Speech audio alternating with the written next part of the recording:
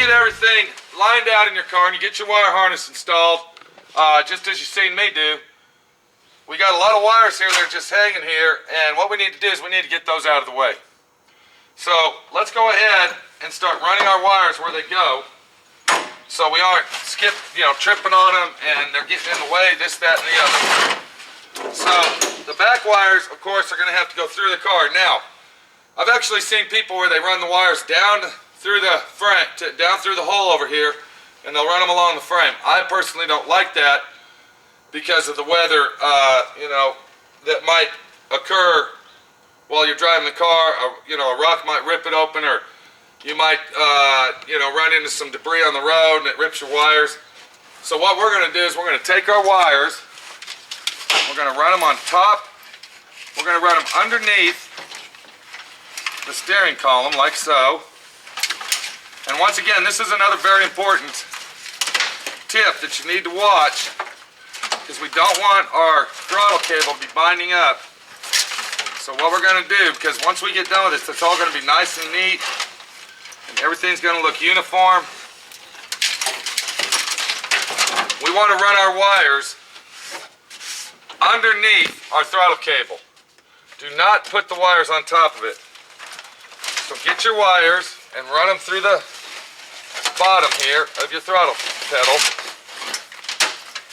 and gently pull on them, get them through, just like so. And you'll see that the wires are starting to look uniform like they should. Then we're going to come up here and we're going to get these wires out of the way so we can get them untangled. We don't want any of the groups of wires to be tangled up. We want everything to be separated due to the fact if there's a short, we got all our wire sections separated from everything else. Put your wires back through here out of the way. And then if you look real close, you can see that that's going to be nice and neat. We're going to run it straight down, leave some room, just like I'm doing. Take your hand, and then go exactly like I'm doing here on top of the doghouse. You want the wires to come straight out the center. Make sure that you got enough play, and then you're going to start working your way over towards the little valley of the floor pan here. And then we're going to drill a hole like so. Where's my fucking air hose?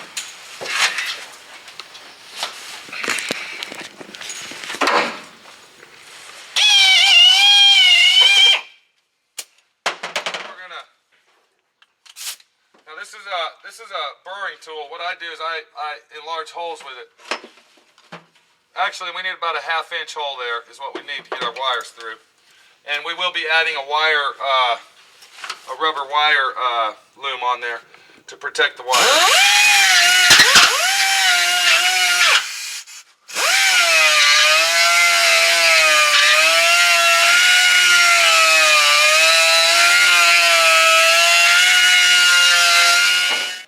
So then, you take your wires, go ahead and cut the excessive ends of your wire loom off with your wire ties that you put on there. And then, one at a time, start feeding your wires through the car. Get them all in there.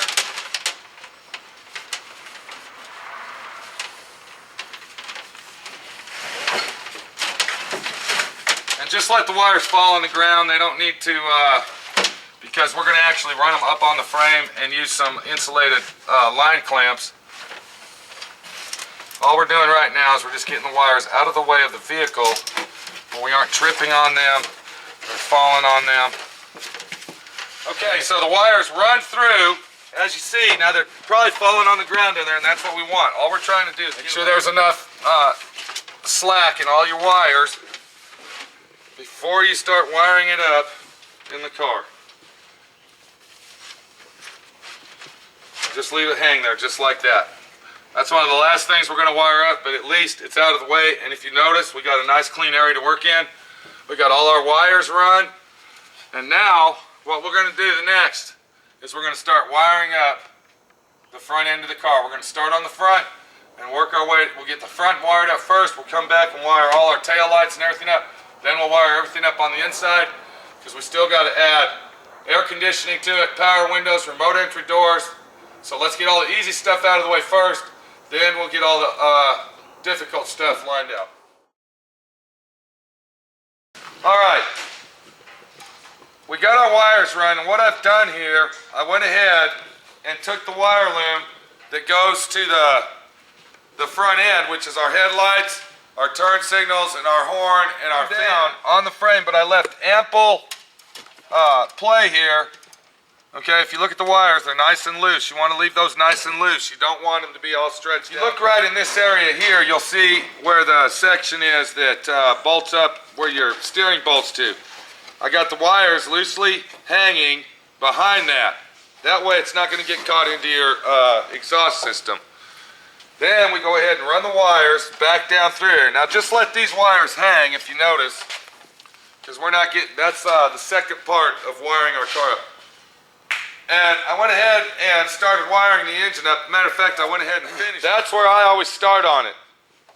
And if you look right here, you'll see that I use nice, tight, secure fittings on all the wires that I use. I don't like using the little prong hooks. What I use is this right here. I like to use the eyelet hooks, okay, on every connection that I use. That way I know it's going to be a nice, tight, secure fit. When you cut your wires to fit, once again, you want to leave a nice, loose loop there so your wires won't get caught up. If you notice, as I'm wiring the car, I'm also wire tying all the wires to keep them all in line. So when I put my wire loom on there, it'll all fit nice and perfect and we'll be able to split it off. Now in your wire kit, you will find this connection right here. Most people use General Motors engines. This little connector and the wire connectors will be supplied with your wire kit, so you can make your nice little plug and it plugs right in just like factory original. So that's supplied. I've run all the wires, as you see. They're nice and secure. They're run nice and clean. We're ready to put the wire loom on the engine. That's the first thing I do is wire the engine up. If you look over here, we got our electric choke hooked up, and we also have our air conditioning compressor wire. And what I'm going to do with that, I'm going to lay that in there. I'm not hooking that up yet because we actually have to put a binary trinary switch in that. That's when we mount our dryer on the firewall here, it's going to have a binary switch which is going to be connected between these two wires. So if our compressor runs low on Freon, it'll automatically kick the compressor off and won't burn up our air conditioning system. Down here on the starter, the wire that you see right here, it's a purple wire. That is a very, very important wire. That is your neutral safety switch wire. When your car is in park, it'll start. When it's in reverse, it won't start. That's one of the most very important wires to hook up due to the fact that a lot of people don't hook it up. If you look over here, you'll see on the shifter that there's the neutral safety switch right there. And in your wire harness, okay, up here, you'll see where the two wires that come from that wire to your ignition switch over to here will connect to that. Do not forget to hook up your neutral safety switch. That's a very, very important step in wiring your car properly. We do not want to have to accidentally, when we put it in park, it goes in reverse, and we get in our car and start it up, and the car takes off. That's a very important step.